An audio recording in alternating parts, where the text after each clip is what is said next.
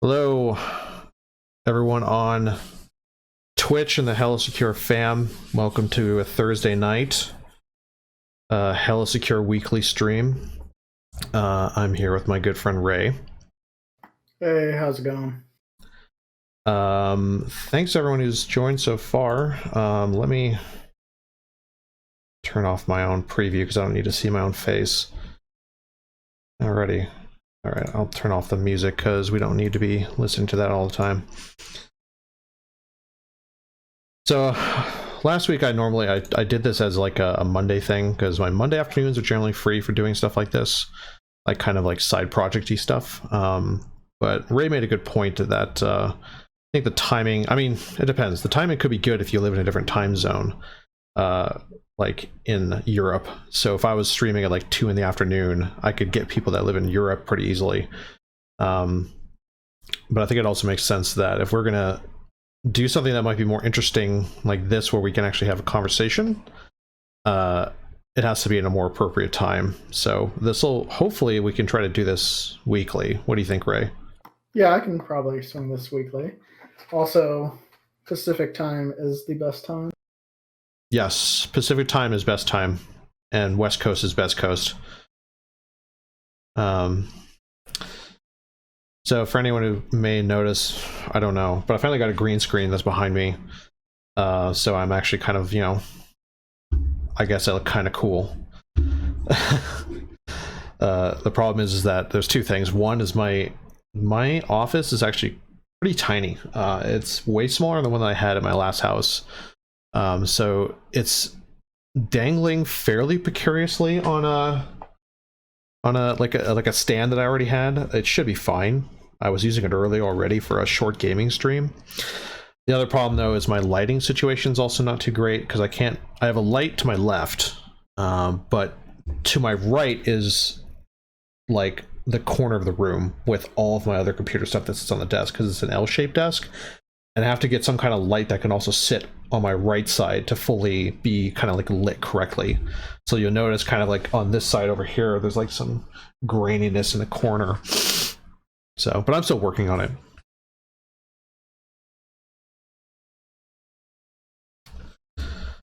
Anyway, couple of cool things. Thank you to the followers, people who are following right now.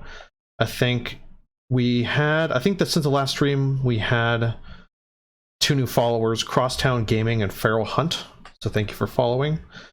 Kind of a fun announcement though, the Hella Secure channel has already reached affiliate status with Twitch. Yay! Yeah, it was mostly because of the conference, which went pretty well. Yeah, it went extremely well, and it like pretty much was like the main boost for like this whole like doing all of this anyway. So hopefully it was nice to get that initial boost, but then I think as it moves forward, it'll kind of just be like a normal Twitch channel that'll hopefully kind of like just roll along and just slowly start to get more followers. And you also notice in the top left we have a sub goal, because now that we're an affiliate, you can actually subscribe to the channel now, which I believe is you give us $5 per month. Twitch takes some of that, but we get the rest, and that will not only support us to keep doing this, but also will have some features like special emotes and special privileges you can get in the channel. Oh, hold on. You can also use your Twitch Prime sub if you have Amazon Prime and have it linked to your Twitch account. And that way you get a free subscription every month. Nice. Very cool. Apologies for the Nightbot. The Nightbot is just put in, so it still needs to be kind of optimized. So I'm definitely not too worried about that. The amount of emotes. So just as a warning, the Nightbot in the channel still needs to be configured. So yeah, which means that I believe the channel will now run ads if you don't like. If you just come to the channel and you're not subscribed, you will see advertisements now. If you do subscribe, the advertisements go away. Other than that, like I can do like ad breaks or something during a normal break, so kind of cool. Other than that, the other thing is that I wanted to chat quickly about kind of the future of YouTube content for Hell Secure. It's kind of a toss up because I don't know if I want to just keep it as just a blog with like a podcast. I'm kind of considering this to be like a podcast. But I think having good, like always available YouTube content will be nice for stuff that is a little more permanent. I know that I've already written a script to do essentially what is application security and like what it is and how it is as a job and kind of the real basics of what we do. And I actually did try recording that already, I think on Tuesday or Monday, I think it was on Monday. But I'm a total noob at this and I did not like the way it came out. Because the like framing was off, the lighting was off, the focus was off, the background was off. I was just like not happy with it. So I'll probably redo that. But I know, Ray, you had actually a good idea for a certain type of content, like an interview style content. Yeah. Just interesting AppSec stories from AppSec people. Like, I don't know, 2 to 5 minute stories. It doesn't have to be long. That'd be because, I mean, Aaron and I have worked together for a very long time, so we have worked with some very interesting, funny people that have some awesome stories to share. Yeah, definitely. Like we had one of my first bosses, I'll call him out. His name's Arian. And he's quite a character. And that's actually a funny story because I think he was ultimately one of the reasons that I got into this type of work, and it was completely by accident because he was just a friend of a friend. And I'm originally from Northern California, and I used to go to this bar every week called the Duke of Edinburgh, and it's like a kind of a British style pub in Cupertino, California, which is kind of like, and actually what's funny is that where that pub is now is right across the street from the new Apple headquarters, the Big Donut. So that's where the HP headquarters used to be. So yeah, like one night I was just drinking with like a former friend of mine. He knew Arian just because he was a bar hopper, and struck up a conversation with him.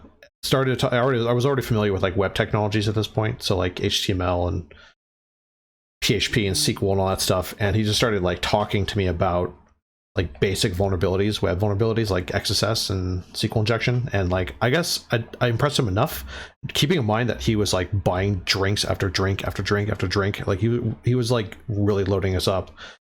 I did well enough that he like referenced me to the hiring manager and got me an interview. And that's like kind of the history of that.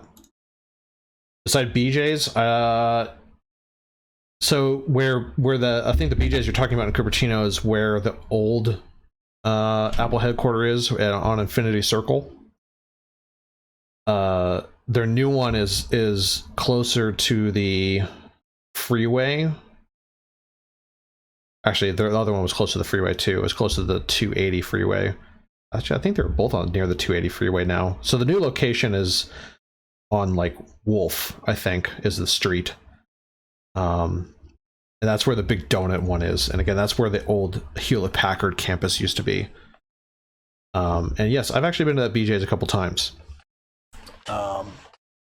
It's funny because you go to that one and then you see the Apple headquarters just like right behind it.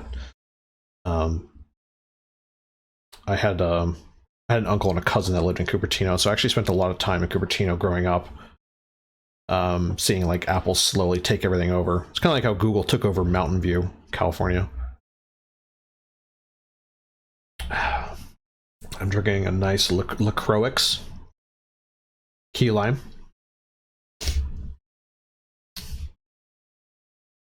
Does it taste like somebody shouted a fruit in the next room?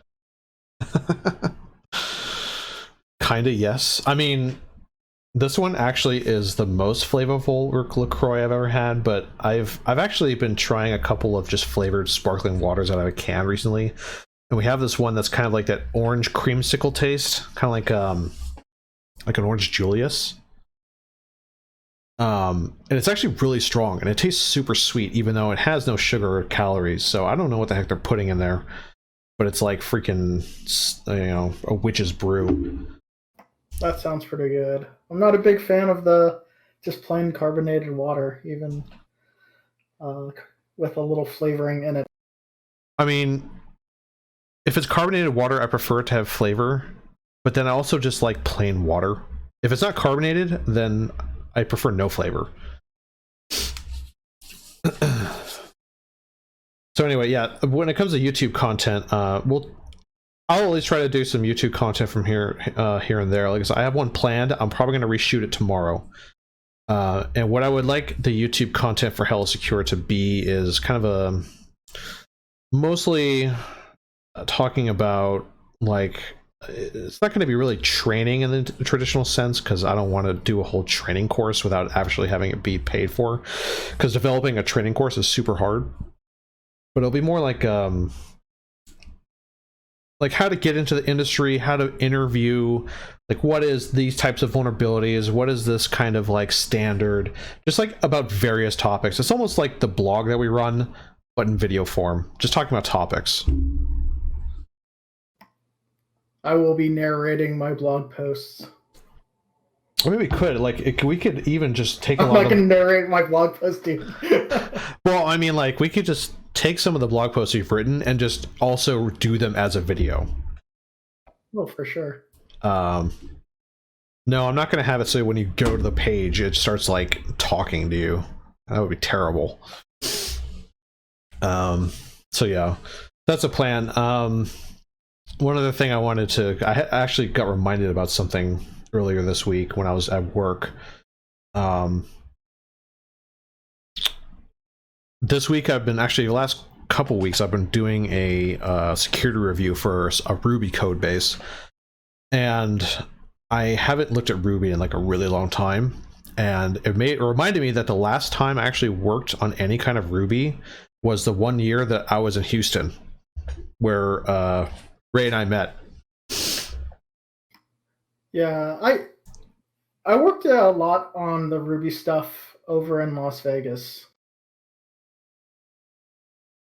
Yeah, I hadn't touched Ruby since, that would have been 2012, so I haven't touched Ruby in 8 years. Dang. Yeah, and it's a Rails app too, and Rails framework definitely does some things that it's hard to translate how Rails works to other similar frameworks. Like, you really have to kind of know about Rails in a vacuum. You know what I mean? Yeah, I mean, yeah, I know what you mean. I don't know how to describe it though. Yeah, like it's like the same patterns, but the like syntax and the way the file structure works is totally different. Yes, it is very opinionated. Yeah. So usually whenever I do a code review in Ruby, which is like super fucking rare, we only have one application at my current job that uses Ruby. So that's pretty good. We just use Breakman for automated scanner events. Yeah, luckily the company that I'm working with right now, they have a pretty good CI/CD pipeline, so they've actually built Breakman in and all that stuff already. Because if they didn't do that, I would be like, you have to do that. Yeah. And just if anyone doesn't know what Breakman is a Ruby on Rails static scanner, right, for vulnerability scanner. It's written by Justin Collins, and I can't remember who else is on the project, but I know he's one of the head dudes, and he's President Beef on Twitter. President Beef. Okay. Yeah, Justin's pretty cool. I've met him a couple times at like DEF CON and stuff over the years. Cool. Right on. So yeah, that reminded me of that time when I was in in Houston for a year. And how long were you in Houston, Ray? You were definitely there longer than I was. I lived there for 1.5 years. And what was your opinion of Houston, Texas? It was humid as fuck. Yes, it was extremely humid. I even remember, I think the day that I was moving away to come to Las Vegas, it was, again, like 100% humidity or something stupid. In January, mind you. It wasn't the summertime or anything. And, yeah, I think I just said something like, fuck this place. I loaded up the car and left. Yeah. So, I mean, some of the best people that I know I met in Houston at White Hat. But, yeah, I don't think I'm a fan of Houston itself. No, not at all. I mean, I think even we spent a little bit of time in Austin for like a day or two. But honestly, because we went there to go tubing, I remember. But like, we were so drunk and sunburned, I couldn't remember anything about Houston or anything about Austin itself, whether I liked it or not. Yeah, I'm not a big fan of Austin. It's like one cool street that isn't really my scene, and yeah, it's whatever. I prefer the Houston nightlife to Austin's. What is it, 6th Street? So yeah, or like College Street or 6 something. Yeah, like that. The Gingerman was the place that we used to hang out in Houston. That was a pretty cool little place. Yeah, I think Rice Village was probably one of my only real favorite places in Houston. Yeah, that was a nice place. Don't think I could afford a house there, but that was a nice place. No, not in that area. All right, so let's jump into some news stories. I got how many do I have? 1, 2, 3, 4, 5, 6. Let me jump over to the stream. So probably a lot of people heard about this one. I was on Wired about Marcus Hutchins, the hackers saved the internet. I mean, I don't know if saved the internet is a little too bombastic.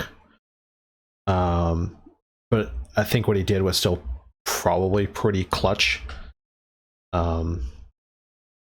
So if you don't know who this guy is, he goes on Twitter, he goes by Malware Tech or Malware Tech blog. And in 2017, he spoke at DEF CON, and afterwards, it was revealed that while he was leaving Las Vegas to go back to Europe, he was arrested by the FBI. And of course, that caused like a huge uproar in the hacker community, thinking that like, oh well, a lot of people thought that he was being detained or arrested for the stuff he was doing and talking about. And what happened was, and I want to say, when was that? That was early 2017. This is when Wannacry happened. Do you remember, Ray, when exactly that was? I have no idea.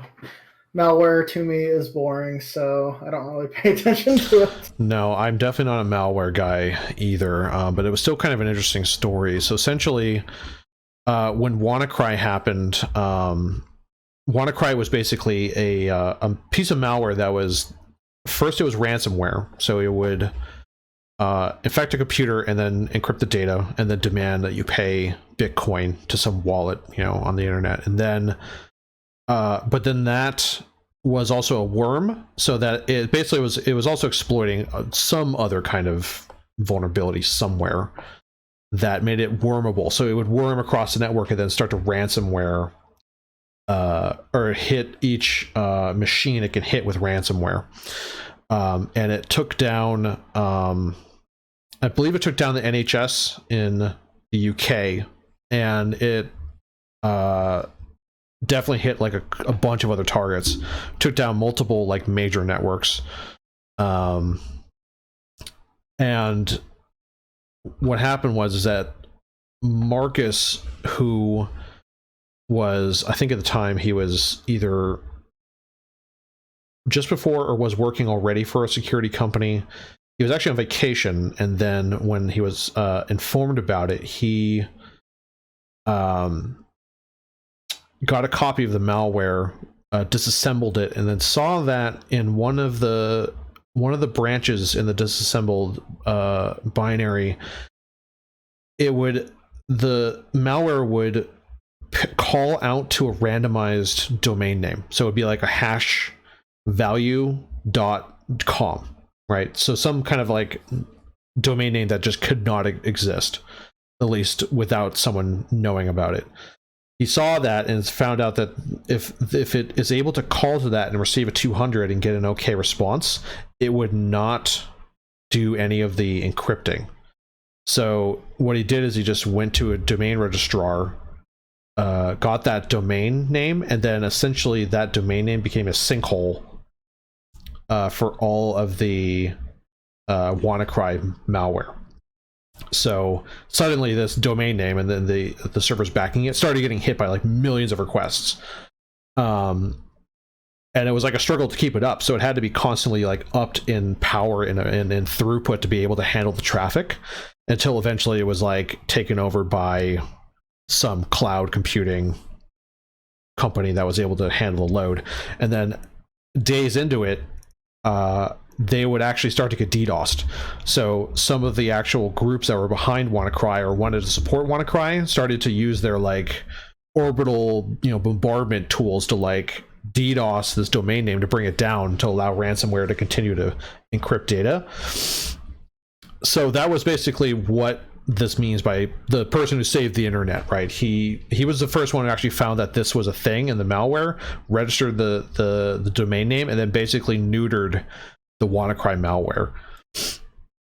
And then eventually went to DEF CON 2017, gave a talk about it, and it was super popular, and he gained a ton of like positive like notoriety. And then suddenly he's arrested by the FBI. So it caused like a big uproar, and then after a long time, like in the actual like legal fight for this drug out for a long time, and there was no communication about it because it was all like legalese stuff. So finally he kind of like, I guess, gave a story to Wired, and what it turned out was the reason he was arrested by the FBI is that he helped write rootkit software for criminal groups in like the 2000s. So like when he was like a teenager. So like when he was a teenager, he was basically he was like he's like a computer whiz kind of, he was really into doing like all that kind of stuff. He like hacked his high school network and like got around their like filters and did all this stuff, and and then eventually he started getting into some of these groups online that were obviously really shady. Then he got hit up by people to write malware, and then like he started writing rootkit stuff, and like and all the while he was like pretty, I mean, he definitely had a cognitive dissonance, right? He didn't think he was doing bad because he wasn't really doing anything, like he wasn't directly stealing anything or doing anything bad. But it was eventually to the point where the person he was communicating with who wanted... Auto shutdown initiated. Sorry about that. Auto shutdown cancelled. That was my headphones.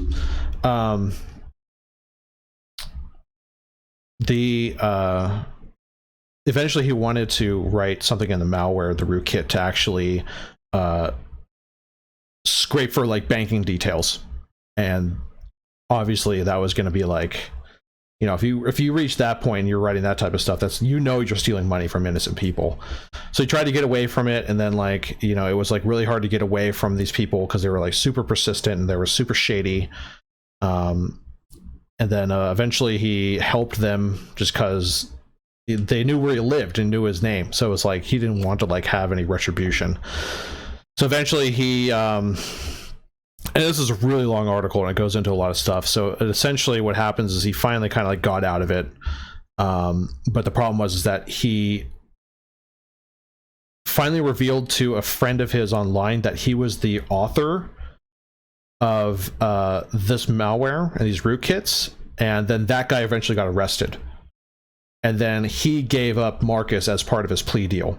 So that's how they found. That's how they know Marcus wrote that malware originally, and then obviously when he was in Las Vegas, he was detained at McCarran Airport. So I don't know how I feel about that. I don't really care if someone writes malware. Now, if you use the malware, completely different, right? Yeah, so he never used any of this malware. He just wrote the code for it, and it was used by these like certain shady groups.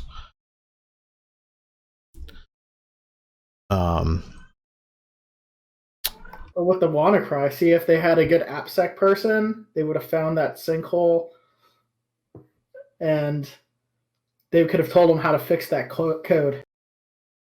Yeah, right. So then that's the other interesting thing is that so the people that actually disassembled it and actually tried to research like who wrote Wannacry, because there's a lot of like forensics that go into finding out like who wrote malware and from where it came from and how they wrote it, because just even from certain signatures and how code is written and what like variable names they use, you can kind of pinpoint at least a country of origin. And I think they did finally found out that Wannacry came from North Korea. They didn't know why they had it so that like condition was even in there. I guess they wanted to have an actual built-in, I guess, like kill command, so to speak, just in case. Maybe if it like worms its way back into like their own borders or something and starts messing up their own computers, they can like turn it off somehow. That's like the only real thing they could think of. Or it could have just been from testing where they needed to control it internally and they just never took that feature out. Possibly, yeah, because I know that happens a lot at companies I've worked at. Yeah, possibly, because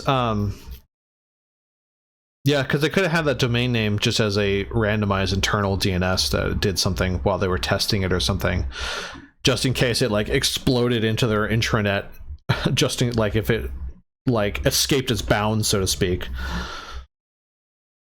So yeah, I think eventually he was let off with some pretty minor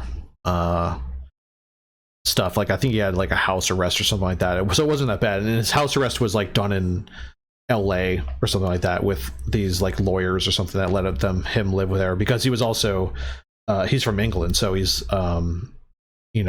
he was forced to stay in California because of the trial, but once the trial was over, he had overstayed, or he would have overstayed like his travel visa, and then he had to go back.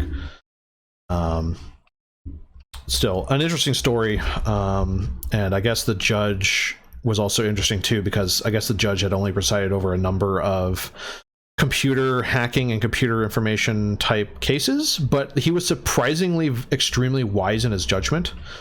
Like he surprised everyone, even the lawyers, in his judgment. So that was a good thing. So at least the judge was knew what was up. So anyway, it's a really long story actually, and I kind of recommend it. It's pretty cool.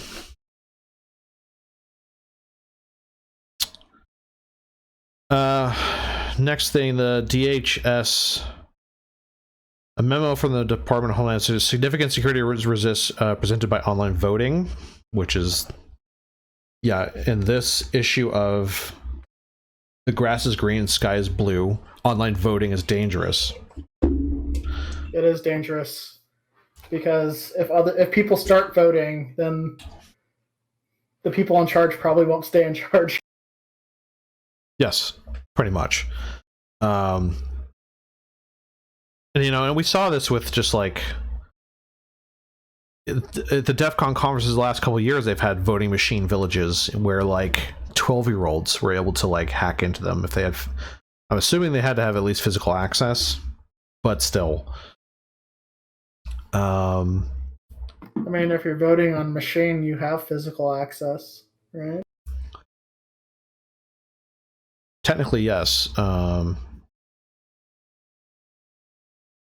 I would be kind of scared to do that though, because those are pretty highly like monitored. At least, I don't know. It depends. Because I've been to like go and I vote, and it's like at a grocery store, and it's only manned by a bunch of boomers in their like 60s and 70s. Like, and that's like the only people there that are like watching what's going on.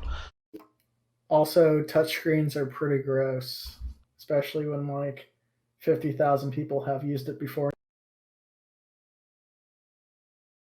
That's super true too. Yeah, so like you're gonna like touching these touch screens that during what's going on to spread, you know, freaking coronavirus by touching all these like devices. Luckily, I think there is a special election in June for at least Clark County where I am, and it's you can go and vote. I think the voting is you can go to a place, but it's only to drop off a ballot. That's it. You can't actually go and wait in line and do all that stuff. You can only go, drop it off, and leave, or mail it, which is what I'm going to do. Is I'm just going to mail the ballot. So at least that's good. I've noticed that Nevada's done a pretty good job, I think, for as far as like, you know, social distancing and sheltering and all that stuff. But they're already like probably weeks away from trying to reopen everything, and I'm just worried that there's definitely going to be a second wave of new cases for sure. I just heard that like Universal Studios and some of those like non-Disney Southern California theme parks are going to be opening June 1st. So yeah, have fun, I guess. Where will all the kids go if Universal Studios doesn't open for the summer? Well, wisely, I think the Disney properties are staying closed, but I think they're more or less, well, because they're just worried about the liability, but they also, I think it's now in their interest to just allow other theme parks to open first, then just see what happens. Yeah, that's probably a safe bet. Also, you can't be like the happiest place on earth and get everyone sick. It just doesn't look as good. No. But yeah, I mean, as far as like electronic voting, especially, I don't know, it's hard to say. I would love it to just be an app on my phone. I can just be like, oh, am I voting for? No, done. And I wish that's how it could be, but I could not trust that in, I don't want to say a million years, but I just don't feel like I could trust it unless there's some like major breakthrough in like mobile and internet like security. I don't know. I bank on my phone. I care a lot more about the money in my bank than most things. That's very true. I guess it's how much you care about that stuff. Yeah, I think paper ballots are still going to be around for a long time. So in another edition of Grass is Green, Sky is Blue, vulnerability in Google WordPress plugins grants attackers Search Console access. So more WordPress stuff that's insecure. Other plugins, I mean, like WordPress, it's by itself is not like hasn't had like a good vulnerability in a long time. That's very true, because now when I see, because I subscribe to the full disclosure email list, and it's just like people's just the exploitations and vulnerability disclosures that they've made public on there. And there's always like a WordPress edition where it's just WordPress plugins that have vulnerabilities. Yeah, I mean, it looks pretty good. They had some directory traversal, code executions, and a bunch of XSS last year on the CVE list. So, I mean, that's not terrible. Yeah, I mean, they're definitely getting better. But I guess, and I guess in a related thing, again, another of a no duh, out-of-date insecure open source software is everywhere. 99% of commercial software includes at least one open source component, and 91% of those included are out of date or abandoned. And I would believe that. I would even say they're probably lowballing it there. And I think that's just of the same vein, right? So like a WordPress plugin is essentially like an open source software. Like I could just grab it and plug it in and be able to do stuff with it. But if it's not maintained, then it just becomes a landmine. Yeah. I think companies really need to step up their game. They use a lot of open source software, and none of them want to pay or help maintain it. So, except for like super big projects. Yeah, exactly. Because I think the OpenSSL wasn't really supported at all until the Heartbleed was discovered, and even after that, I don't think OpenSSL has like. I don't know. I would assume the support of OpenSSL has gone up, but it's not really. I don't think it's like majorly supported still.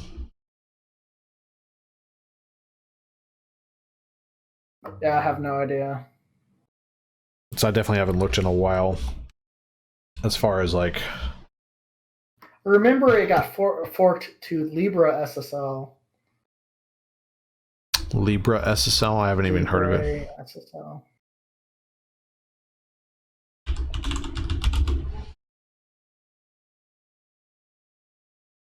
Version of TLS forked from OpenSSL in 2014. Okay, I think that's when Heartbleed happened. Was in 2014, if I believe. Yeah, that sounds. Yeah, that sounds about right. Yeah, and they actually just had a release yesterday. So, I mean, I guess the other problem is too, though, is that having this to be automatically included in certain Linux distros, though, I don't think is going to be common yet for a while. Well, the last OpenSSL was 30 days ago for the last stable release. That's good to know. Okay, so I mean, luckily it's better, but then that's just like one of those things. So there can be a number of like old libraries that have just been sitting around for a super long time that people forget about, essentially. And because what was the other one? The Shell Shock was in some super old Linux kernel, like super old like kernel Linux library. I think Shell Shock had to do with Bash. Yes, I know you're right. It's But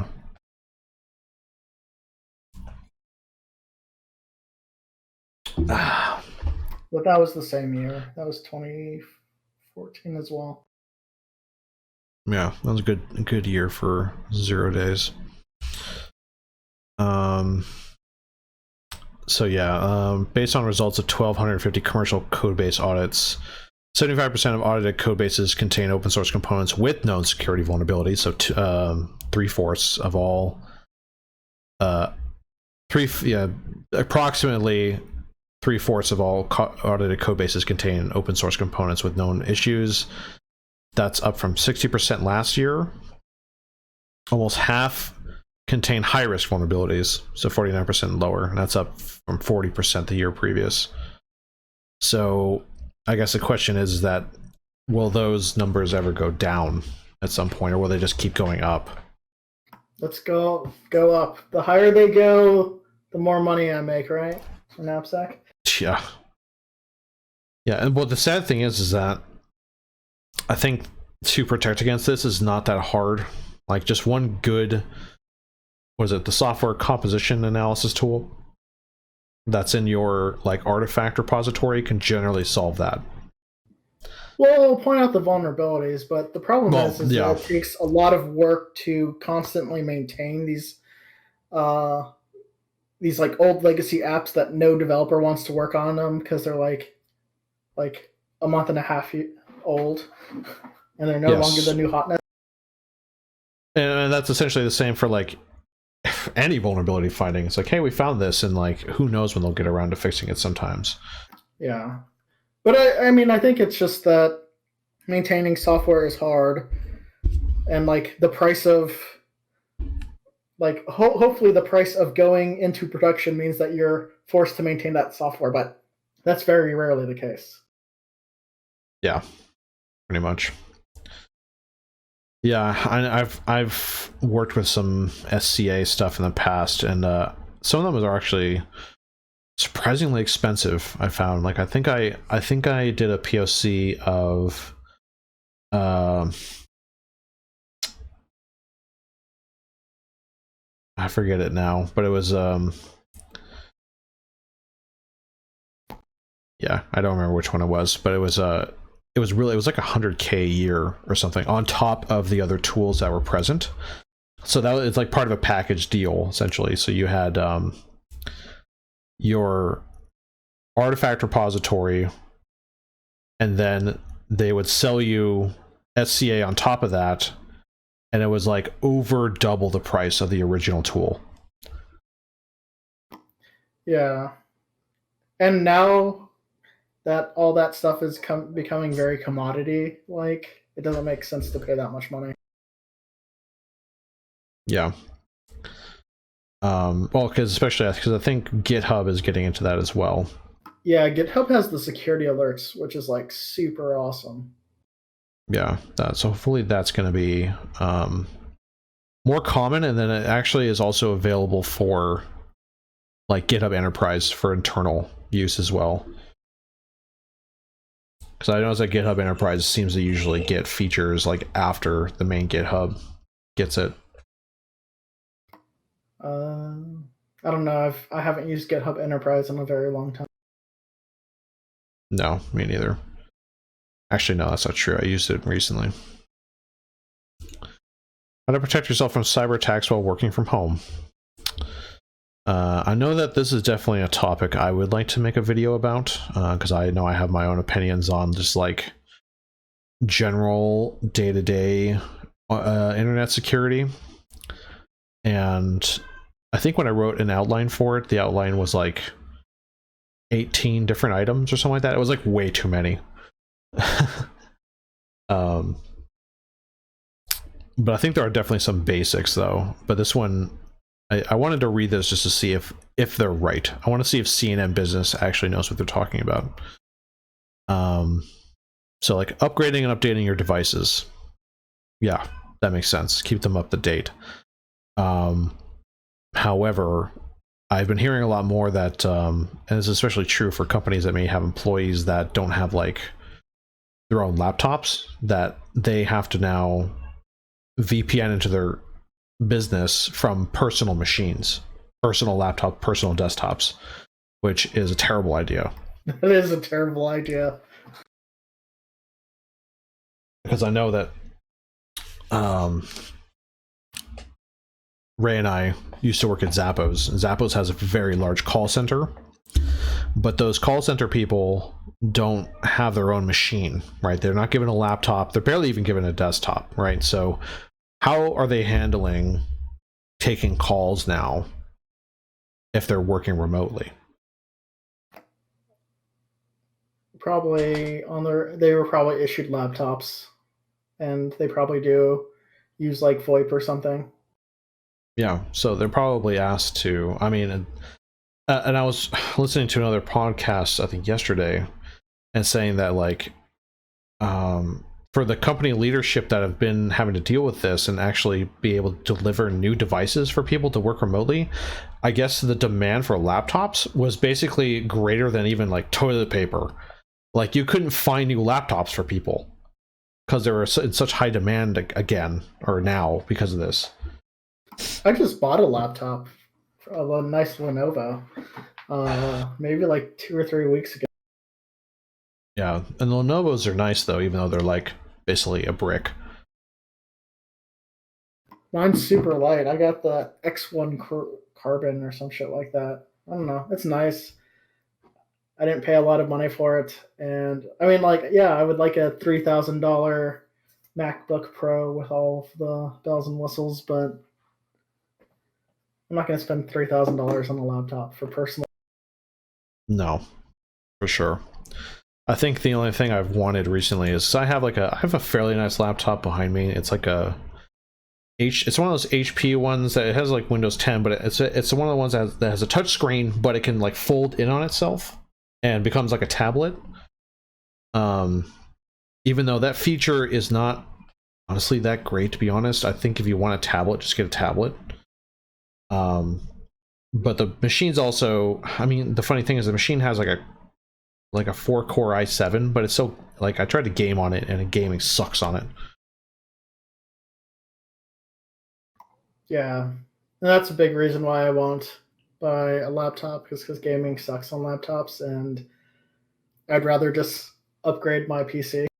Yeah, agree.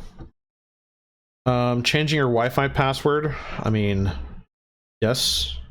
I would hope that, again, if you use a strong password in the first place, you don't have to go and change it all the time.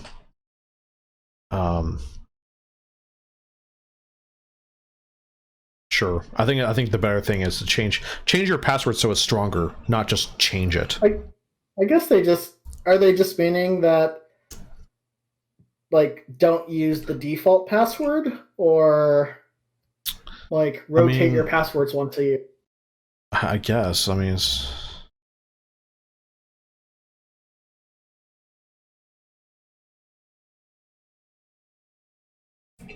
not really. I mean, they don't say, like, don't use the default password unless I don't see it. Yeah, because I mean, I think that's what's more important, is to not use a default password. Even though if it's I would say, because modern routers I think already come with a fairly strong password by default, and they're not just like log me in or something stupid. I know for my, like, the gateway router modem combo thing, it was like I had to like put in like the serial number was the password or some shit like that. Yes. Yeah, usually it's like the serial number or the password's already pre-written on the bottom of it or something like that. And at least I know for the last 2 routers I've used, or I should say the last 2 modem and modem router combos had a fairly strong password already randomized on the bottom.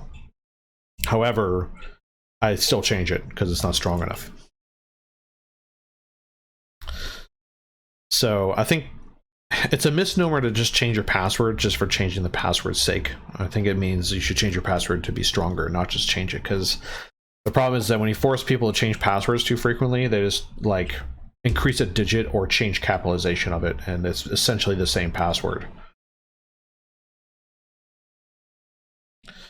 Turn off your work laptop. Yeah, I mean, the thing is, if you're working from home, hopefully your home is secure enough that people aren't just going to break in. Otherwise, I think you have other issues. Yeah, that home invasion issue is probably concern number 1, I would say. Yeah, I'd say that's my work laptop in event of home invasion is like very far down the list of things that I care about. Yeah, I mean, because the only good thing I know about wanting to turn the like a laptop off every once in a while is that you should restart devices anyway every once in a while, because otherwise, you know, they get, the general rule is the longer a computer is running, the more error prone it can get. But at least also, if not turning your computer off every once in a while, you're probably not updating. Yeah, that too, because usually most updating I notice nowadays just will wait until you restart or turn off, which is actually good. I hate it when it tried to force you, especially like on Windows like 7 or something. But the other thing is too is that if you have a properly configured device or laptop, they should also have file vault or some type of disk encryption turned on, and file vault or disk encryption won't kick in until the laptop's actually turned off. Otherwise, you know, if it's on, it's unencrypted because it needs to be usable data. But once it turns off, it becomes encrypted. So even if someone were to steal it and then pull the hard drive out, they couldn't get the data.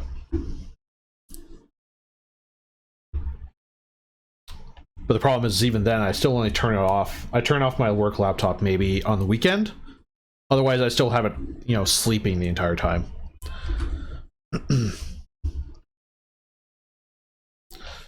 Um, using facial recognition, fingerprints, logins. Did I skip one? Yeah, no. So using facial or using who you are as a factor. And I don't know. I'm not. Biometrics for me is a secondary factor of authentication, not a primary. Yeah, I use it to log into my laptop because it has a fingerprint reader and it's easier than me typing in my password. So that's basically the only reason I use it, is because it's more convenient. Yeah, I mean, I've the iPhone 11 or whatever, and I use the face thing for unlocking it. I guess they don't get into it saying like that you should do that, but at least they get into like you should at least be doing some type of multi-factor. You know, and that's freaking obvious. So I don't know, CNN. I mean, you could. It's probably decent instructions, but I think we can do better.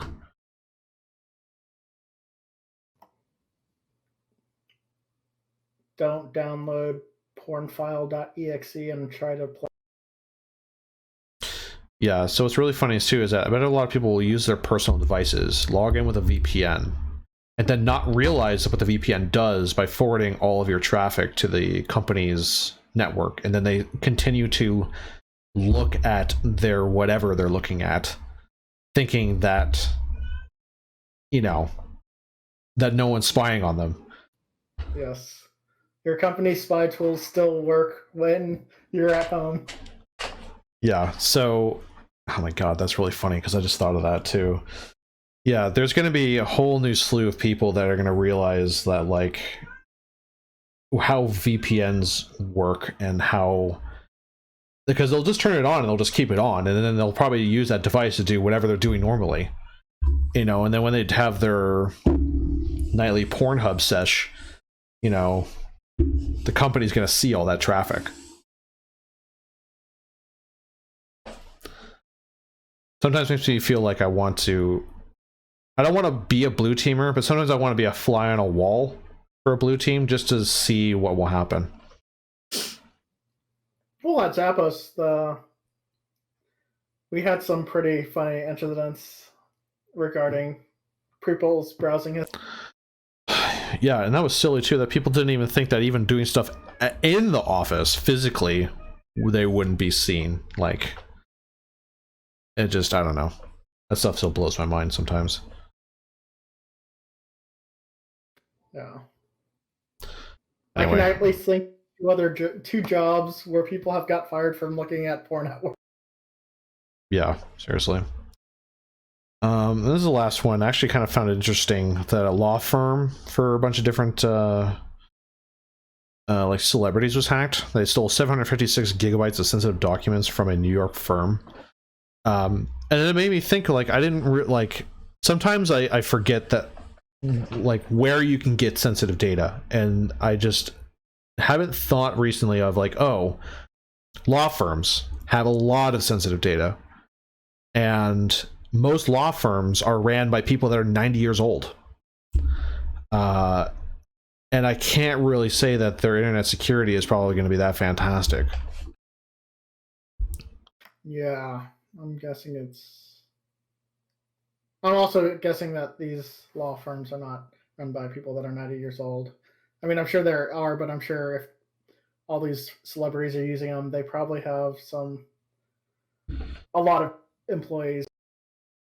Yeah, because I mean, I have a friend here who's worked for law firms in multiple law firms in Las Vegas, and they are, at least the last one she worked at, they were like super old school, right? They like still had wood paneling in the office walls and stuff like that, and like all of the senior partners again were like, you know, in their at least in their 70s or greater, you know, so they were like super old school. But I would hope that since they were so old school, most of their documentation was still just on paper. But I don't know. It's just, I haven't personally talked to people who have done IT or IT security for law firms, so I don't know what it's like.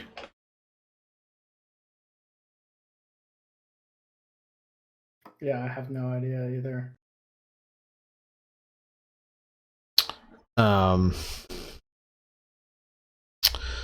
So yeah, so they stole this data, and they essentially wanted to basically held the data for ransom. Basically, they're demanding money, and they released like a little bit of it on the internet, and they're trying to get more money.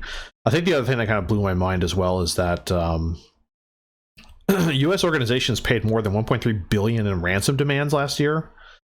They have an annual cost, like there's an annual cost of ransoms of almost 170 billion annually.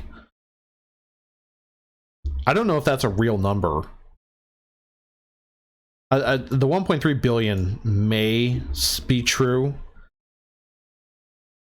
but I guess I don't know. I guess crime does pay sometimes.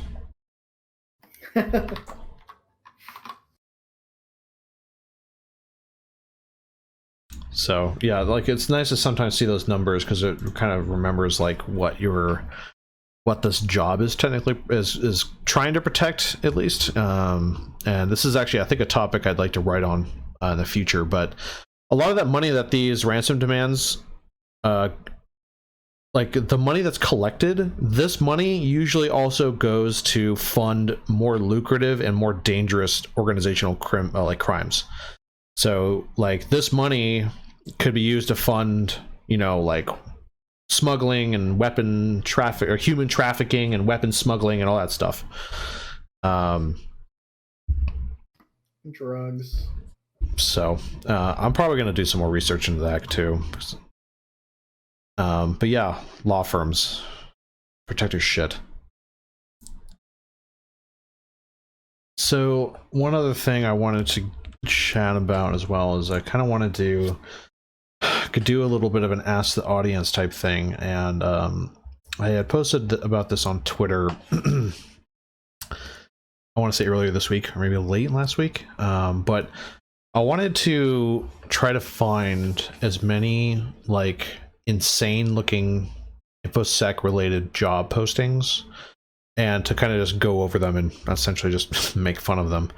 And that's like job postings that have things like years of experience in technologies that haven't existed that long, or having way too many needs for like years of experience, like, or it's like an insane amount, or having too many like requirements, or having way too many like disciplines in too many hats and too many things, you know, because there's definitely a trend with a lot of job postings where it's like you have to like know, like essentially to work in a facet of InfoSec, you have to basically be able to do everything, which is like impossible. But I mean, according to these job postings, it sounds like that's what they want, you know. So if anyone sees those, please, you can tag our Twitter on it at HellaSecure, or DM me, or DM HellaSecure directly.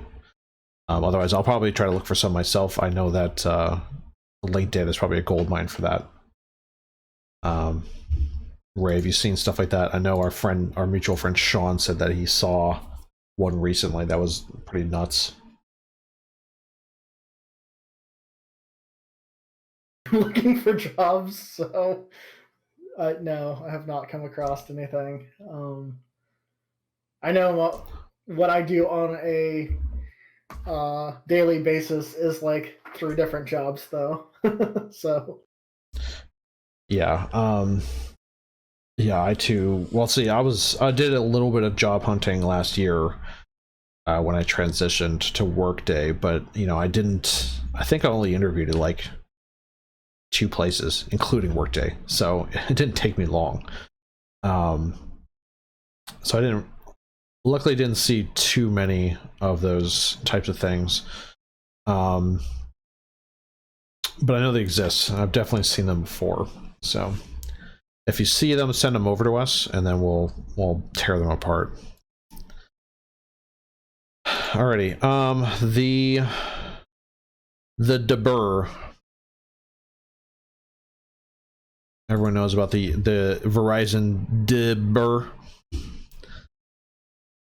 the data breach investigations report. Generally, Verizon goes over all the data they collect from the breaches of the last year, and then look at all the various metrics. Zoom in a little bit here. Ray, did you get a chance to look over this? Yeah, I skimmed it. But don't worry, everyone. Aaron is going to read this word for word over the next 3 hours. Jesus Christ. Hell no. Yeah, I mean, these reports are super long, but they're very, very detailed. So yeah, 3,950 breaches as part of their data set. And I've switched from LaCroix to the polar opposite, which is whiskey. At least You not want something with flavor. Yeah, at least not carb wise, because that's my thing. I'm doing a low carb right now, but this is my whistle pig. I haven't drinking this in drank this in a long time. The problem was I was kind of swearing off alcohol for a bit for health reasons, but now I realize that certain booze is not that bad for me, so I kind of switched back to certain things. Whiskey being one of them. What's cool is we had a side tangent, had a virtual dinner. Yesterday we had food delivered to us by this restaurant that's really great here in town. Ray, I don't know if you remember Sparrow and Wolf. I don't think I've ever been there. Yeah, they're on Spring Mountain, but they're really great. Got kind of American gastronom type pub restaurant place. And they did a collaboration with actually a local bourbon maker in Nevada. And as part of the dinner delivery, gave us a whole bottle of bourbon. That is pretty awesome. Yeah, so it's bourbon called from Frey Ranch. And it is a local farmer. No. Grow their own corn, rye, and barley and wheat and stuff and turn it into booze. And it was pretty good. I liked it. So I'll give them a shout out. And, when you harvest grain, you walk through it with your hand out, because that's what you do. Or if you're Russell Crowe as Gladiator, you float above it. And then that's how they harvest it. True facts. So summary of the findings. So what tactics were utilized? 45% of breaches featuring hacking. I'm sure they get into what hacking is, even though hacking is very broad. But then I'm assuming it's basically hacking is essentially anything that isn't the following categories. So yeah, I think it's exploiting web servers or applications or just whatever kind of servers out there, right? Yeah, so DDoS attack probably hack.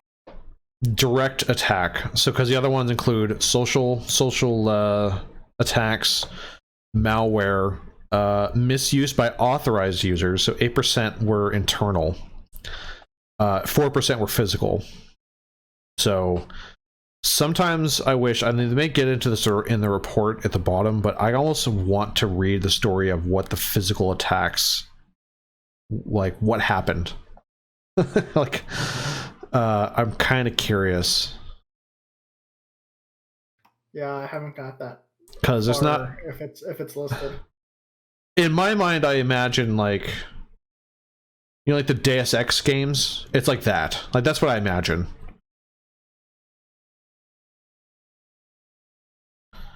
So an actually cybernetically enhanced human that sneaks around, hacks into computers, and knocks people out. Well, physical was skimmer. Oh, okay. That's not nearly as interesting. Also theft. Ah, okay. And then one that just says tampering. Oh man, it could have been anything. Who's behind it? 70% were external. Makes sense. 55% of them were organized criminal groups. 30% were internal. Very high, which is really interesting. So almost a third of all breaches were involved internal actors.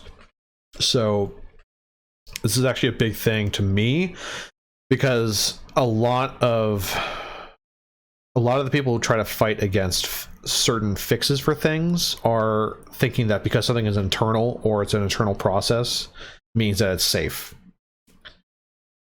But we can see that 30% of the time that's not true at all. So I guess the question is that if they don't want to fix something that's an internal issue, so like a big one would probably be like, if you have an administrator, like a disgruntled administrator, is able to do some kind of attack on something, but then also like be successful and get away with it, right? So they're not like logging what these people are doing and actively watching what these people are doing, so they don't make these types of actions. I'm going to assume that these breaches means that they were successful in what they set out to do.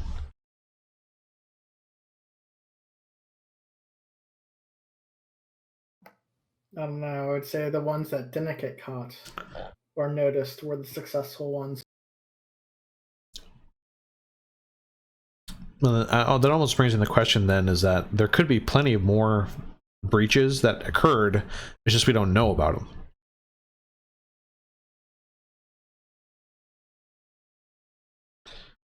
Um, 1% involved partner actors. I'm assuming that means like someone a company knows. And then 1% featured multiple parties. Who were the victims? 81% of breaches were contained in less than a day. 72% involved large businesses. 58% had personal data compromised. And 28% involved small businesses. I guess small businesses just don't have as much as far as data to offer. I mean, yeah, that makes sense, right? Because they don't have nearly as much stuff to offer. It is good to know that at least 80% of breaches were contained in less than a day. So at least they take it more seriously. Really, that should be closer to a 99%. But, you know, I don't think it'll ever get that close. Commonalities, 86% of breaches were financially motivated. Web applications were involved in 43% of breaches, so that's important for us. No, that's awfully close to the 45% of breaches featuring hacking. Yeah, there you go. See?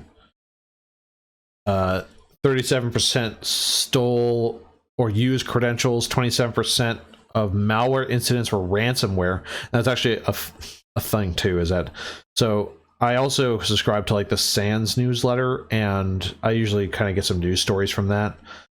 And the last one I received, I think the first 5 stories were about ransomware. I'm actually really getting tired of ransomware stories. Like so at this point I couldn't care less. It's like you got pwned, sorry.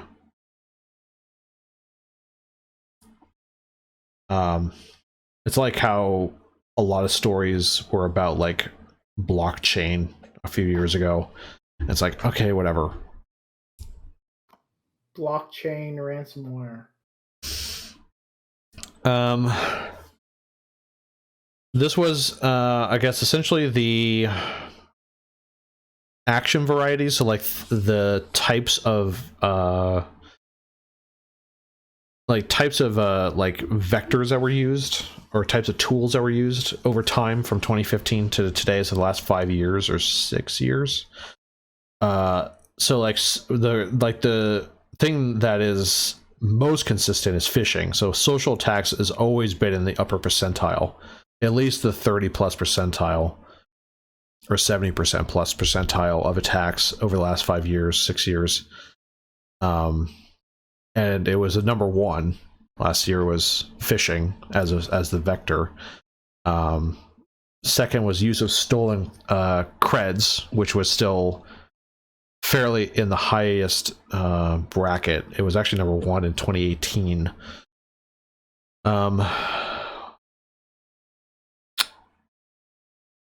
misdelivery error. I'm actually not entirely sure what that is, to be honest. I'm not sure either. I'm sure it's in here somewhere. Yeah. So that went up really high, though. Malware is around the same, even though it dipped super low 3 years ago. Trojans went way down. They used to be third 5 years ago.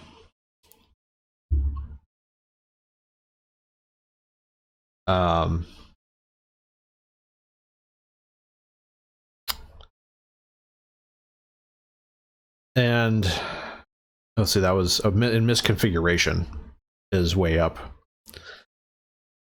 So yeah.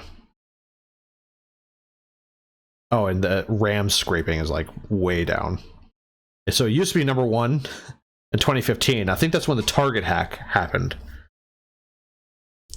Because I think that was the RAM scraping was due to because of doing RAM scraping in point of sale machines. But that vector got super reduced over the last 5 years, so that's at least good to see that that has become less of a vector.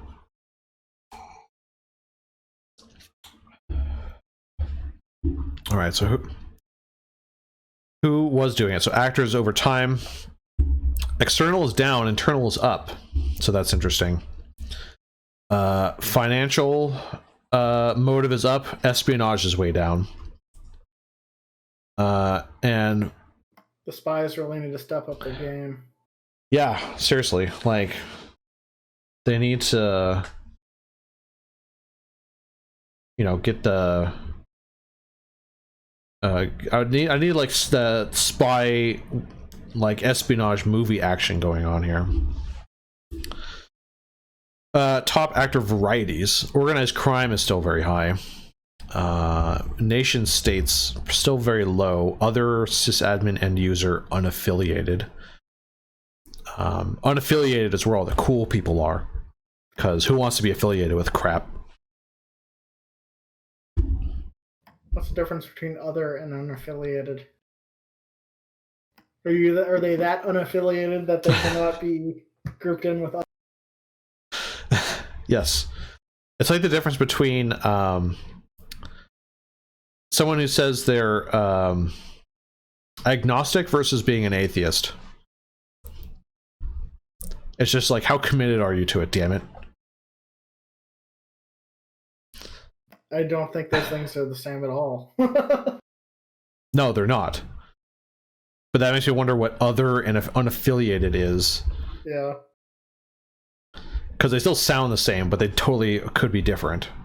At least they probably are exactly different. You're probably right. Oh, the thing is, they may talk about it in here, but I'm not going to read this word for word. That's right. We're just going to look at the pictures. So also the FBI's Internet Crime Complaint Center said 85% of victims and subjects were in the same country. So 85% of breaches occurred in the country that it happened. So it occurred by actors in the same country. 56% were in the same state, and 35% were in the same city. That's pretty impressive. Yeah. So I mean, I don't know. Like, so if you hack a company that's like, say for example, if you tried to hack Apple, and you did it in Cupertino, like that would be super impressive.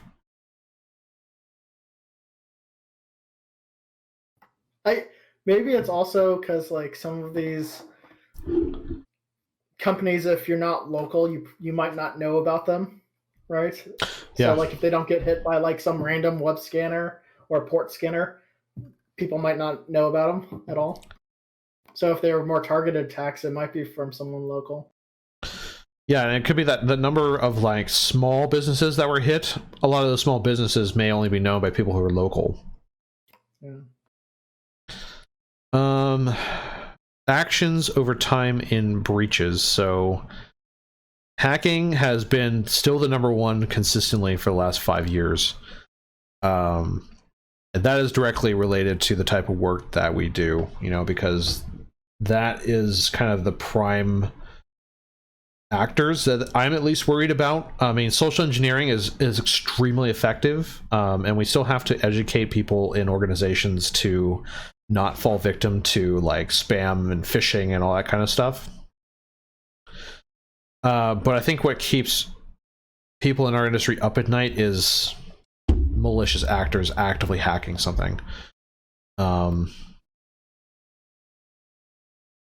don't know. I sleep pretty well at night. I know. I say sleep well at night, even though I sleep perfectly fine. What was going on in 2017 with the spike in the physical?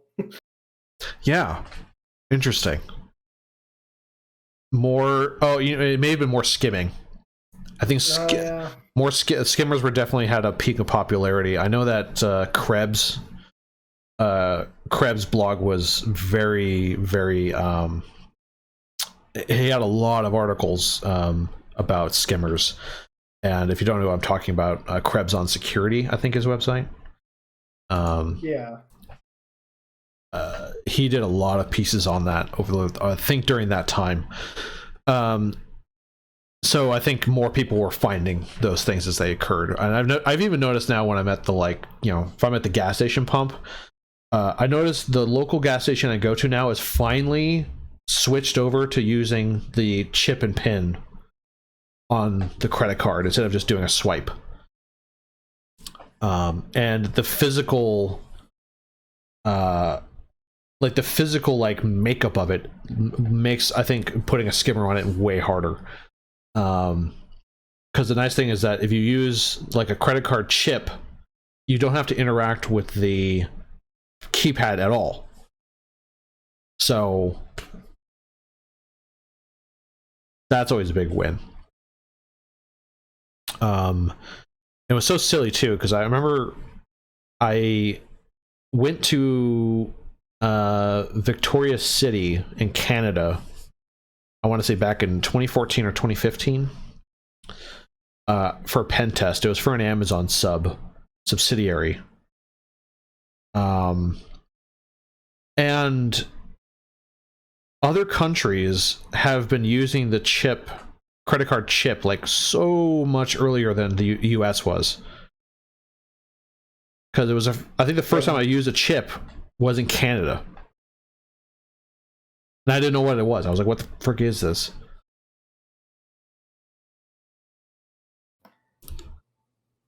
I don't know. I just use whatever my bank tells me to use. Man, I have a vendetta against the Stripe. I don't like it. Because you carry high-powered magnets in your pocket? Yes. I think my wallet's one of those like RFID blocking wallets. Even though I don't think, because they used to have the credit cards that you can like do a little like, and like it would read it from a scanner. So I had an RFID in it, but I don't think they do that anymore. Yeah, I actually don't know. I've never used that technology, so. No, I never have either, but then I've never received a credit card that could do that. So I think that's going out of style, which is fine with me. It's probably crap. If you really want to do that, just use like a, you know, like the iPhone or Android wallet or whatever. Those work fine. Yeah, yeah. I've used that.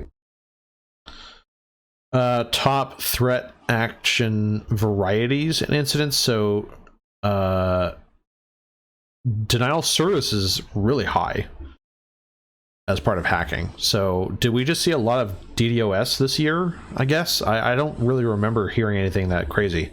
I remember hearing that stuff maybe 2 years ago when there was like that NTP, I think is the protocol bug, where it's like the timekeeping one that had an issue where you could like, you know, direct a bunch of like protocol, like timekeeping protocols to just hit one target like all simultaneously. Didn't I don't know, a few video game services that I've played last year got DOSed, so I'd believe it. Yeah. Yeah, it's funny because I denial of service is one of those things I don't think about often enough, but it's like one of those things that I guess just happens way more than I think of. Phishing was obviously the highest social thing because that's super easy to execute. Loss, error, I guess is what error means, is that there was just like, it wasn't like someone hacked something, is that like someone misconfigured like an S3 bucket and then like someone just found it. Denial of service malware, interesting. Ransomware, command and control malware, stolen credit cards and hacking, or stolen, not credit cards, stolen creds. Pretexting social, I'm not entirely sure what pretexting is. Yeah, I'm not sure either. It's what you do before you text someone. Yeah, they actually go into error right here. Best supporting action of this year. Misconfiguration errors. Yeah, so it's like misconfiguration, misdelivery, publishing errors. Yeah, so it's just like someone messed up and like caused a leak and no one, so it wasn't someone actively attacking them, they just like someone messed up. So pretexting doesn't have anything to do with texting. It has to do with the pretext. So it's lying to someone to get information. Oh, yeah. Yeah. So like social engineering then. Social engineering. Yeah. Yeah. Let's see. Privilege abuse, Trojans down, password dumping is down, downloaders are down. It's top threat action varieties in breaches. Phishing is number one as far as like the top action. That makes sense. Use of stolen creds, that makes sense. So yeah, the first two here are like super obvious.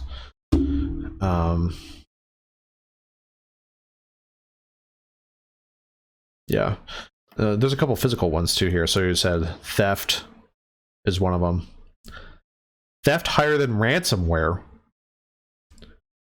Is there just like a lot of really successful thieves this year?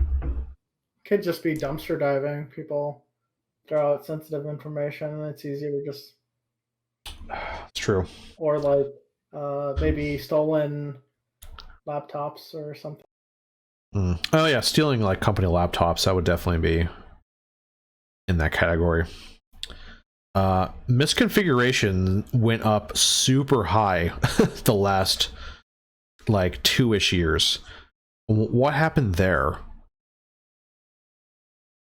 So misconfigurator errors have been increasing. This can be in large part associated with internet exposed storage discovered by security researchers. So yeah, like I said, open S3 and that kind of crap. Yeah. And that totally makes sense.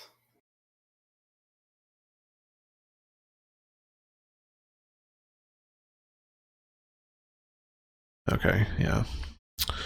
Malware, password dumping, top malware varieties, so password dumpers, capture updated ransomware, Trojans, la la la la.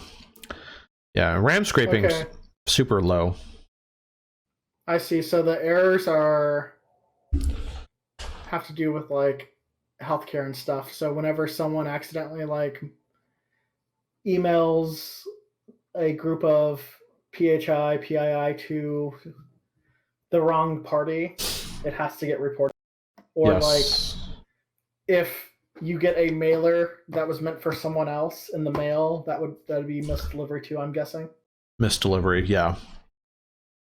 And then publishing error appear to be decreasing. Would be surprised. This simply means that error is formally attributed to publishing a private document on an organization's infrastructure accidentally now get labeled misconfiguration because the system admin set the storage to public. Okay, so top malware vectors. So email link makes sense. Still super successful. A direct install.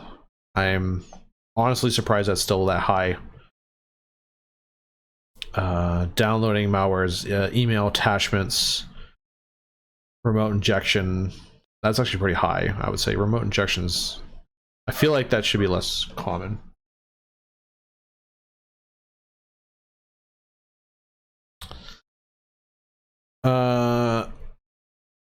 Ransomware, I'm not going to get too much into that stuff.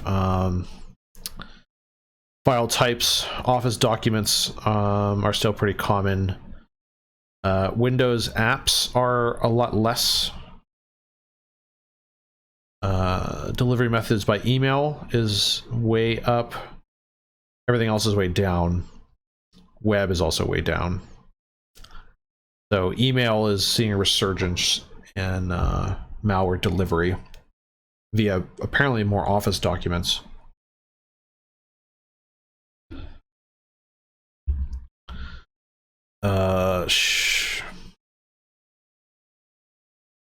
The other category has also grown. Most malware is still delivered by email, a smaller amount writing via the web. Average really doesn't really represent a great many companies.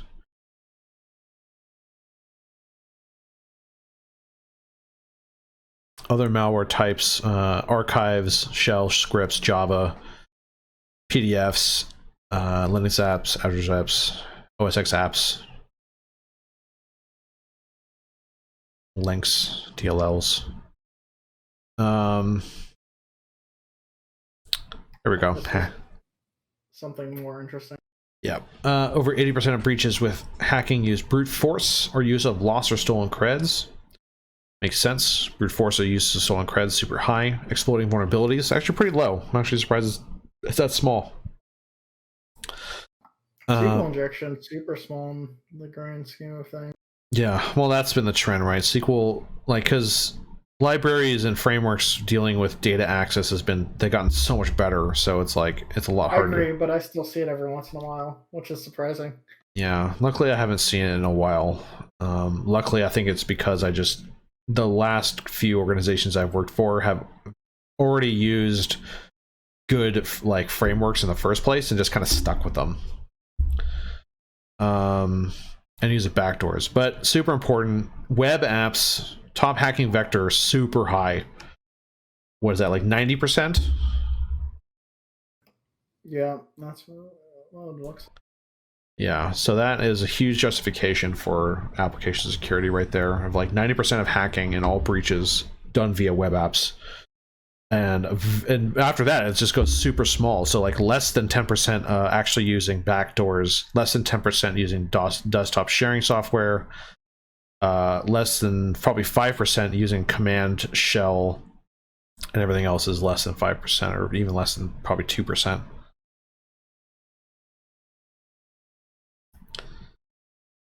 Connection taps by port over time and honeypot data. So 23, 22, that makes sense. 5555. I'm not sure what 5555 is. Yeah, because SSH Telnet, that makes sense.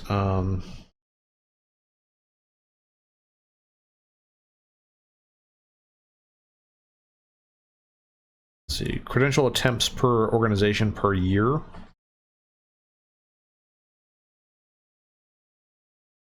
I'm not entirely sure how to read that, to be honest.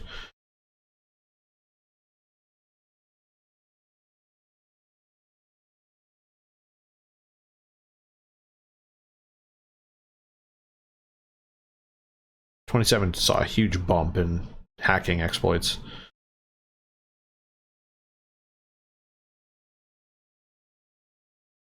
Let's see, exploiting vulns. Comparing oldest other vulnerability in internet-facing hosts with XM CVE 2019 versus randomly selected hosts. So what was that CVE all about? I have no idea.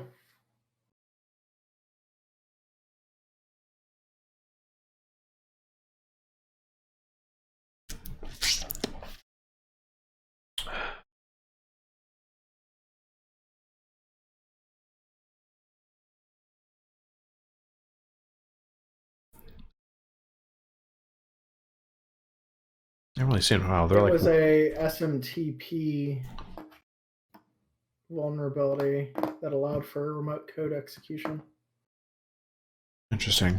I don't remember hearing about it. And unfortunately, like, even if it's a bad vulnerability, you don't hear about it unless they give it like a name of some sort. Like they have to call it, you know, Heartbleed or Ghost Shock or Finger Bang or whatever. I don't know. Here are those port numbers. So port 555 is Android Debug Bridge, ADB. 7547 is a common router RPC port. And port 37777 is popular with IP cameras and DVRs. Interesting.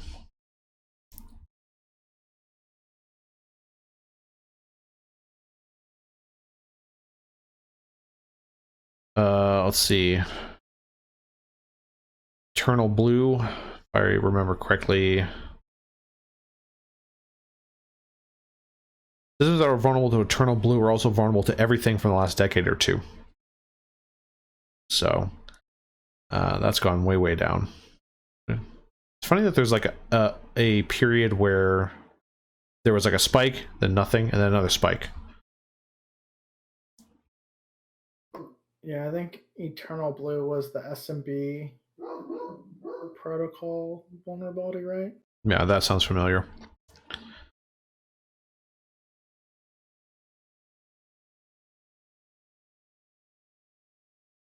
Social, so phishing, super high, pretexting, meh.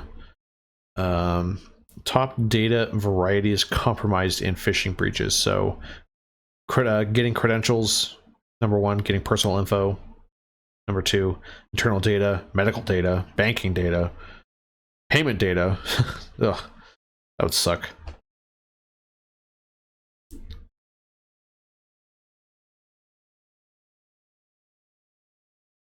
Financially motivated social engineering has increased year over year, which is interesting. I always feel like social engineering is something that's just like kind of a cool thing that people do, and it's not like a really like a viable, like, real attack or a vector to do. But apparently I'm wrong. Yeah, it looks like it's a pretty big moneymaker, man. I mean, I guess that's why there's still the social engineering village every year at DEF CON, because it's like still a way bigger deal than I realize. Yeah, because like hacking a web app sounds so much cooler than like I called someone on the phone and got them to give me their credentials.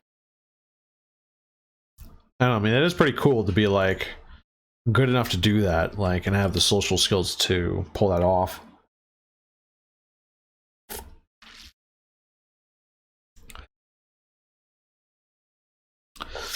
Asset landscape servers, web app servers are clear leader, mainly due to a shift of industry toward the web applications, with system interfaces delivered as a software as a service, moving away from the 7-year-old spreadsheet with those great macros from Bob from accounting put together. Desktop and laptops, mail.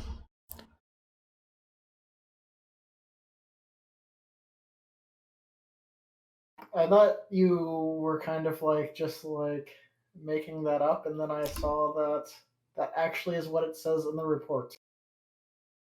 Oh yeah, I see it. I started to read that sentence like I didn't know what I was reading, but I just kept reading anyway.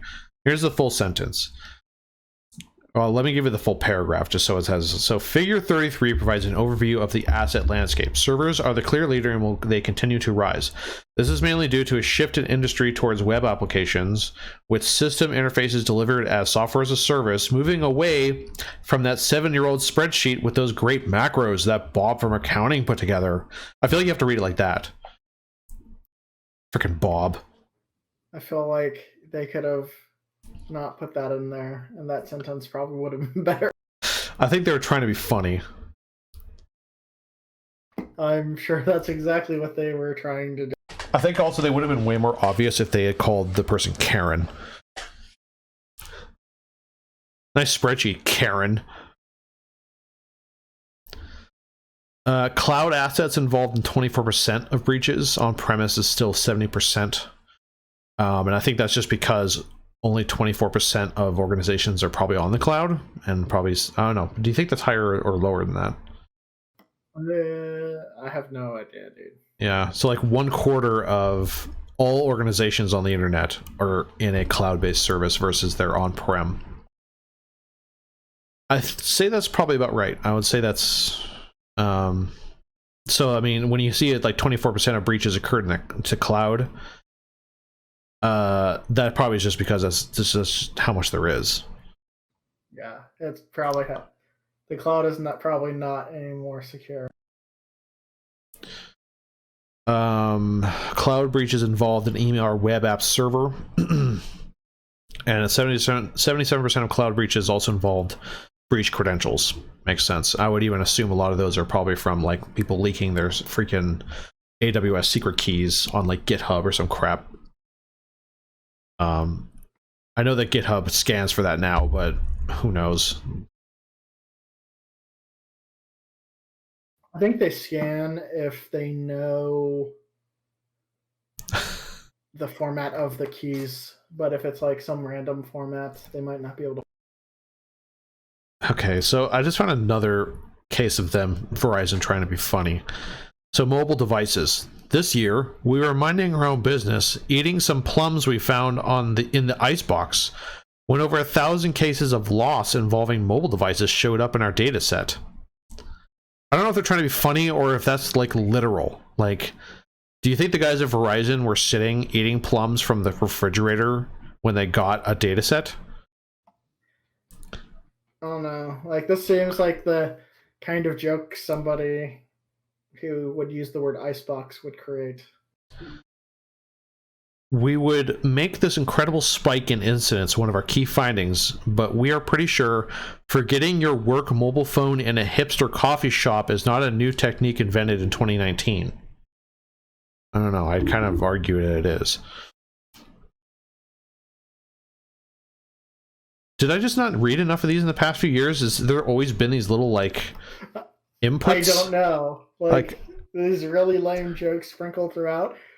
Yeah. I can't remember. It might be. It might have always. And who says icebox anymore? What are you, from the 1950s? Like, it's a refrigerator.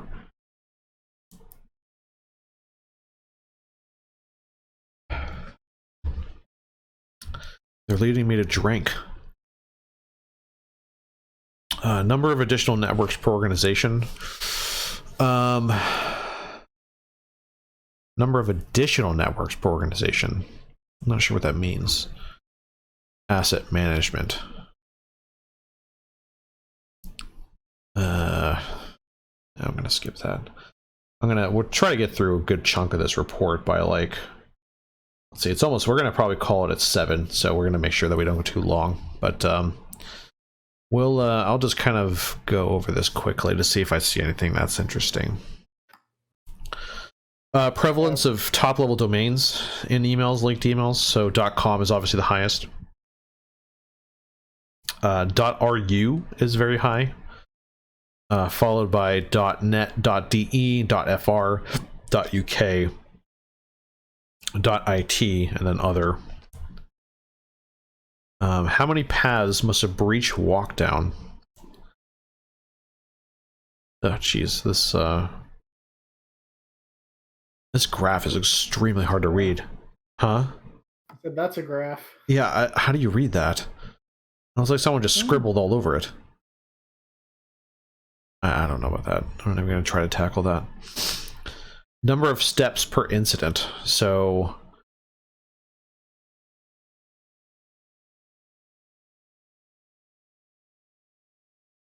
is this how many like attack steps it took to make the breach occur?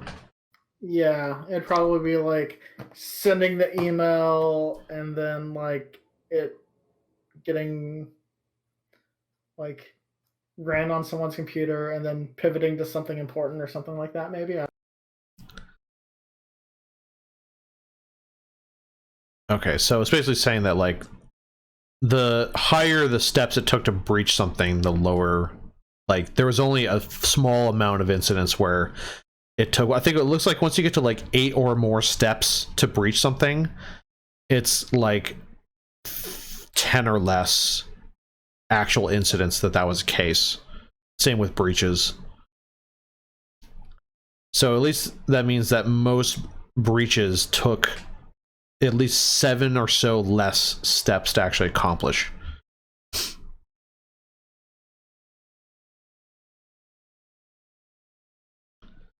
I want to know what this like one in like the 50s out here is. That must have been impressive.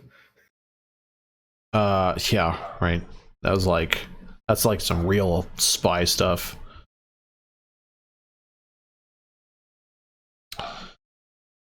Timeline, so taking discovery over time, so days is much higher, so that's good.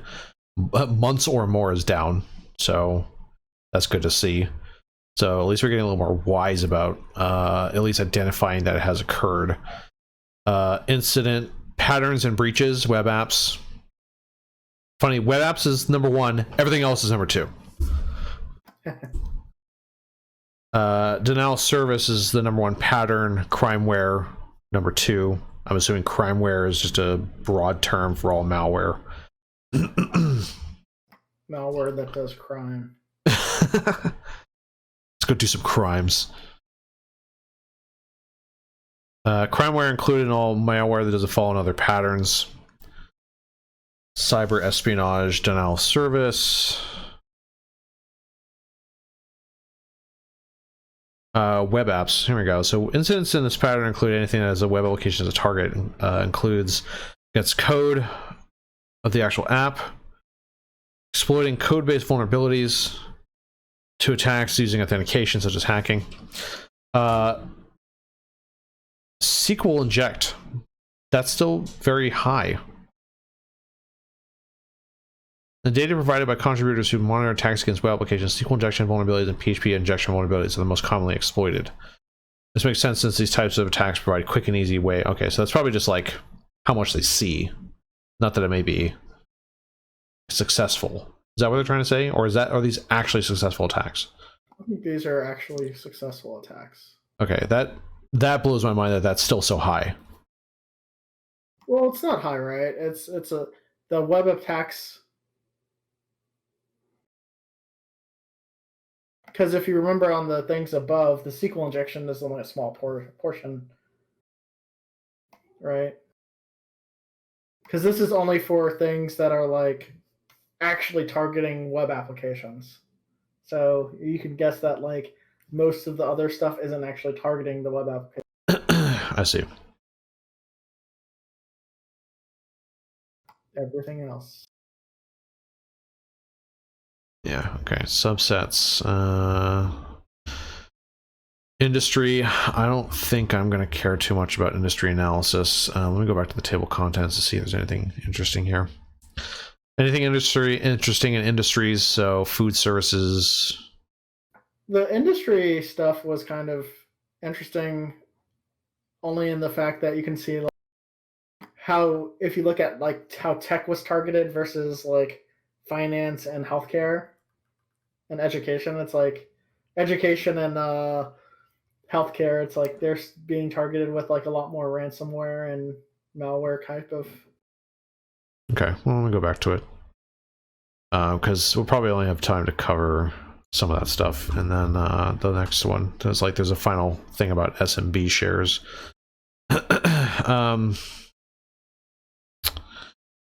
So industries, breaches, web apps are very high. Everything is everything else. I like how to say it was just everything else.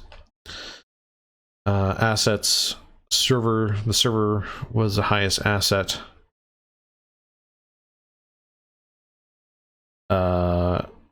Information is really high. I think that's like general tech. Yeah, so that makes sense. The server is just really high across the board. So like professional services, healthcare, finance, Incidents, 4,611 denial of service against healthcare. 4,000, healthcare is just getting freaking slammed. Holy shit. Denial of services against public, public resources. It's like way above like anything else. It's just like healthcare and like public resources are getting like hit super hard.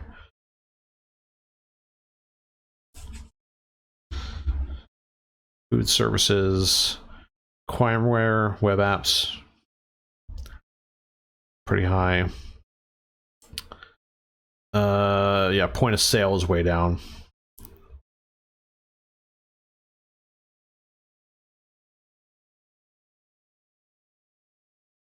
Web apps highest in arts, entertainment, recreation. Construction, interesting. Median click rate in construction industry, phishing tests. Rob the builder.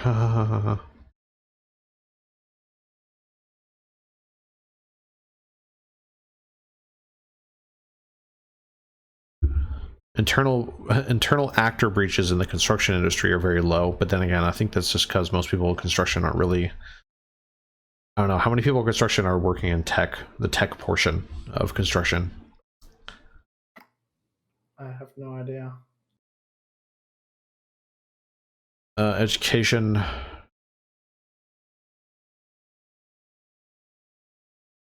Ransomware hit education super hard. They should get educated on ransomware.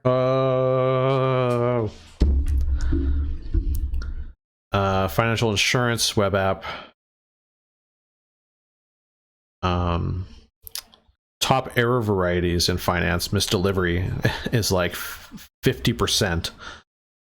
So, yeah. Phishing, super successful in finance via email.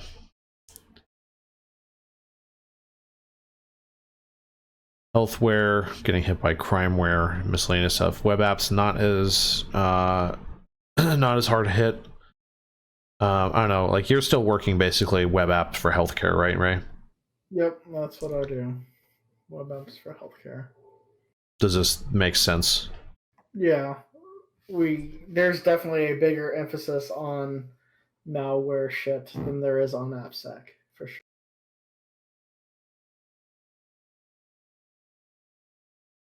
Let's see, information, web apps, very high. Miscellaneous errors, everything else.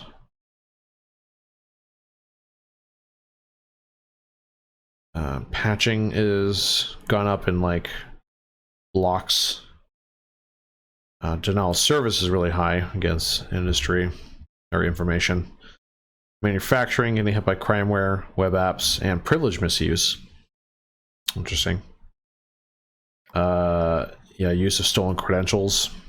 That makes sense, because I think that's how the Target hack started in 2015. So I think the people who hacked Target and put RAM scrapers in the POSs got a user creds for the Target's HVAC system.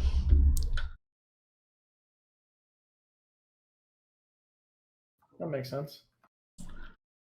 So it sounds like manufacturing is not doing very well when handling their credentials. Check out mining, oil, and gas.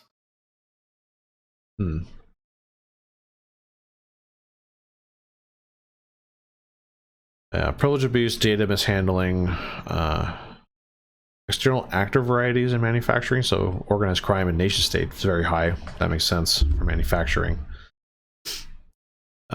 Motivations, financial, duh. Wow, everything else is the highest for mining, quarrying, oil, and gas. But web app's still number 2. And other services. Web apps are the highest in everything else. So at least we can see that the web applications via industry are still generally within the top 3 across all industries.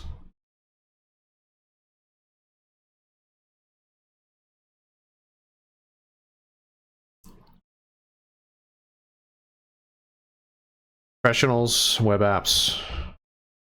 I feel attacked. Funny enough, a financial motive is the highest motive for professional, scientific, and technical services.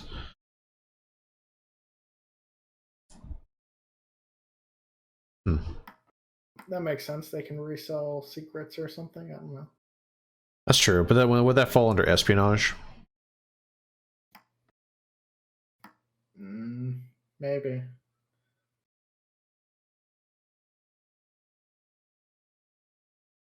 Miscellaneous errors figure prominently. However, misconfiguration, misdelivery. Public administration, so yeah, ransomware, credit, woof. It's like everything but web app. Wow. I'm surprised how... They don't have web apps. That's true, I guess. I mean...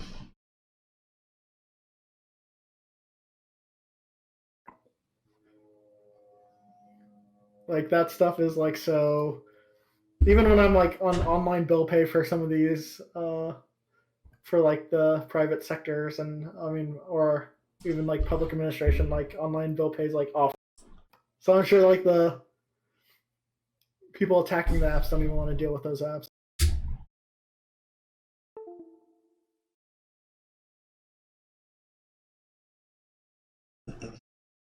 It's not like I'm getting a camera, so let me see.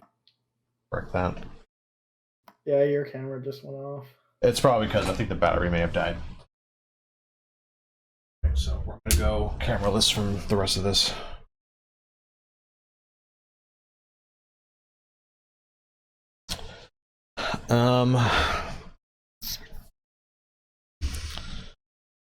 No regrets.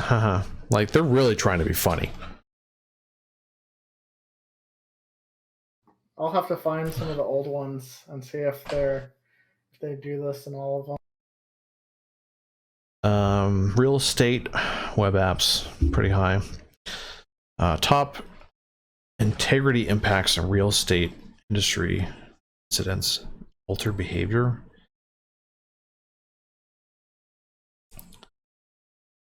Show how bad guys exploit the milk of human kindness.